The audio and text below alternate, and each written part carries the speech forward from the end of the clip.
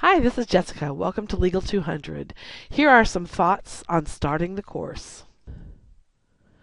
When I first learned about legal writing, I was extremely disappointed. I was an English major, and I was used to the idea of being creative, fun, having a voice and a sense of humor in my writing. This was actively discouraged in legal writing. What I learned that legal writing is technical writing.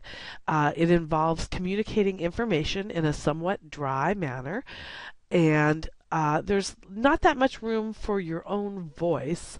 That's not what is important. It's you're not communicating the weight of what your thoughts are. You're communicating technically how the law fits together in a projection. You're trying to inform the court, or you're trying to inform your lawyer as to what way you think the court will go on a particular issue, given the way the bones fall on the ground when you shake them.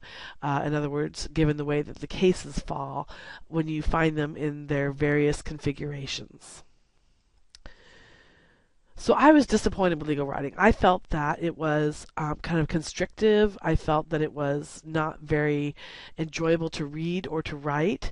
I hope I don't communicate that to you, but I will say that legal writing is much more of a logical exercise than a creative exercise. There are right and wrongs in legal writing, whereas there may not be right or wrongs or creative writing. One can commit malpractice with legal writing. One would not really commit malpractice with creative writing.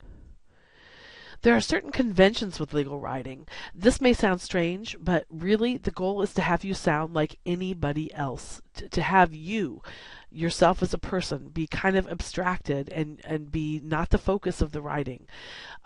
With a little bit of creativity, a little bit of room, you can have a few flourishes here and there of your own, but for the most part, those are not really welcome, and I would consider those senior partner flourishes. Certain senior partners are maybe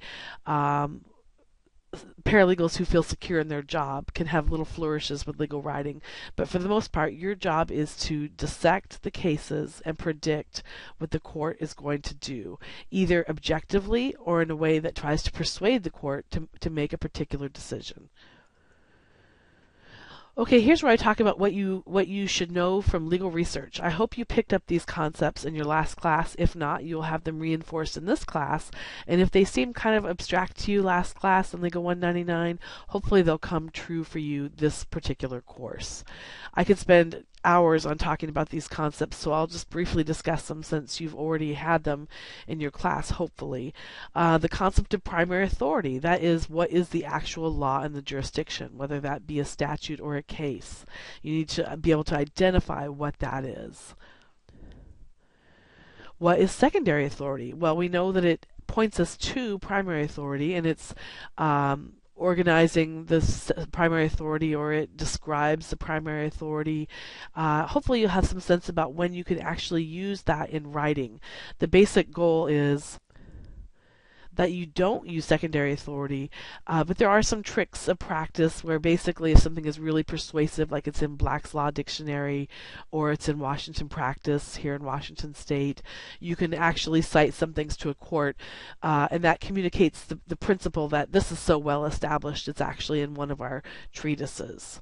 But in general, of course, it's not law, it's just secondary authority.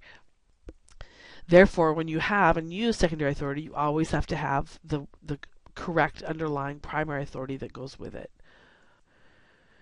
You need to have learned what is an on-point case.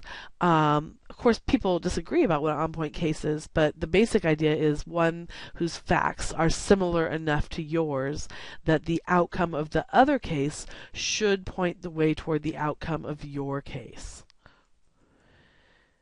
In a landlord-tenant case involving too many spiders in an apartment, a case about spiders in an apartment would be an on-point case. A case about bed bugs would be a similar, analogous case, but not on point. Now, of course, since people argue about what on point is, you have a role as a paralegal in persuading your reader that a certain case is on point by drawing parallels between the facts. That's the basic job of lawyering, is drawing parallels between the facts. So, given that 98% of the time there is no on point case, and even if there is one that you think is on point, the opposing party is going to say it's not, you need to understand the weight of authority. And that's the idea that the closer to your facts a case is, the more likely it carries weight. The farther away from your current facts, the less weight it carries. It's a little bit like a bullseye or a rippling pool. The farther away from the facts, the less on point, the less weight of authority. And of course, there's also weight of authority, the concept between the type of court. If you have a federal case versus a state case, and we'll talk about that more as we go through this class. Of course, you need to be able to find things in this class, and I understand your last class was Westlaw Next, which is supposedly easier to use. I'm going to be learning it as well this quarter, so we'll have fun together. But you need to be able to find things, whether it's in the print or in the online, and understand where you got something and how much weight that particular document has. You need to understand that unpublished cases can't be cited to courts, but they can be cited in an inter-office memo. In other words, when you're explaining the law to your partner or your associate, you can actually discuss unpublished cases, whereas you can't cite them to a court, except for one little trick that I have that I'll explain to you later. So if you find a statute and a case, you need to know how they fit together. You need to know that a case is likely interpreting the statute, and therefore we call it the statutory gloss, the case law gloss on a statute that rounds out its meaning and gives it full interpretation. So you need to know that the case is important to understanding the statute and refines or gives further definition to its terms. You need to understand what is dicta, and that's a pretty important concept. Washington's Supreme Court, in particular, uses a lot of dicta. That means that they like to make predictions about how they would rule under different factual circumstances. Dicta is not law. It is merely an opinion that is unanchored by any facts in the present case. It's not holding. Holding is by way of contrast. Holding relates to the court's decision anchored in the facts of that particular case, whereas dicta is where the court says, yeah, in another case, under different factual circumstances, we would do X or Y. Washington Supreme Court uses a lot of dicta which predicts its leaning but is not law, and they're not bound by their own dicta, but they can change their mind very easily. You need to know that opinions of different divisions of the Washington Courts of Appeals are not binding on each other, so you can have different leanings from different divisions, and the best you can do is determine what's binding in your jurisdiction, and then make predictions about how the Washington Supreme Court would resolve any differences that do occur. I hope this quick 8-minute survey of the things you should have learned sounds at least somewhat familiar to you, and if not, we will be getting in depth with these in this class. The main learning in this class is going to come from actually doing it. That's why it's so important for you not to procrastinate. That's why it's so important for you to just get words on paper after you've organized the cases, thought about them, thought about how they work together. You've got to get your words on paper. Your writing is not your baby. Do not take ego possession over your writing. Someone is paying you essentially per word. It's not yours. Someone else owns it. Be willing to let it free. Once you let it free, you open it up to critique and revision and editing, and that's ultimately the process that will make it serviceable for writing. It would be extremely rare for one of your writings, especially as a new paralegal, to be accepted as is by the attorney.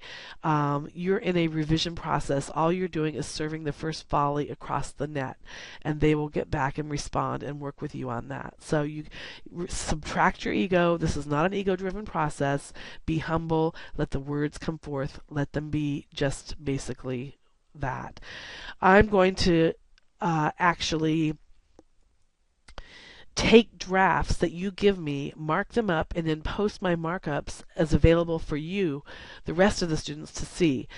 This will, number one, prove that your writing is not your baby. Number two, it will give you some advanced idea of how I'm going to critique particular drafts and writing. Number three, it will give you some ideas to how people are analyzing these particular facts. In real life, of course, you wouldn't have those examples, but I want you to have those examples so that you can. I want this to be a transparent process where you learn how to write legally. That's my major goal. Hopefully, you talked a little bit about case synthesis in Legal 199. That's the concept of when you have 3 or 4 cases that are governing a concept, and you have to decide how they can be read together. That's your primary task. If you have 3 or 4 cases and you have to decide how they're to be read together, you have to understand, okay, we've got different judges saying different things. What's the dominant case? What case is more recent? It's a job trying to sort that out, and that's your biggest challenge when you're dealing with multiple cases. We'll see that in the examples of case law we'll research this quarter. Okay, so when you turn in your papers, you're obviously going to have a different approach or a different way of thinking about the project as your colleague, but what you'll be assessed on is whether you've captured all the relevant authority and interpret it correctly. So there'll be different approaches, but ultimately there is a correct answer in the sense of, are you committing malpractice or are you identifying all the relevant authorities? Procrastination is a killer. I used to procrastinate, so I'm guilty of that. I've done that myself. The main reason I procrastinated is because I felt like I was stuck. I didn't know what the next step was. I didn't know. I felt so afraid of having my work being reviewed that I just hid it, and I didn't. I wouldn't let it out of my pen or my computer. I just felt stuck. You cannot do that in this class. It will not work. It's a short quarter. We've got a lot of writing to do. You've got to at least give me what you've got. If you get stuck to the point where you are freaked out, I want you to send me what you have, and then we'll do a phone conversation, or you can come in and we'll go over it. There are people in this online class who have come to me in the various quarters. I've had 2 or 3 people per class, and I have helped them with their writing assignment through the class, and I'm glad to do that. I welcome it. I don't want you to be stuck. I don't want a 0.0 after all your hard work of the class. I want you to feel comfortable taking to me what you have, and then we'll see what the next step is. Okay, so sometimes it's just understanding what a rule is or understanding how things fit together. Sometimes I'll tell you you're just way off base entirely, and that's okay too. This is an ego-less work if you do it right. Okay, so welcome to week 1. We've got a lot to do this quarter. Please read everything carefully and do not hesitate to contact me because I'm here to help you.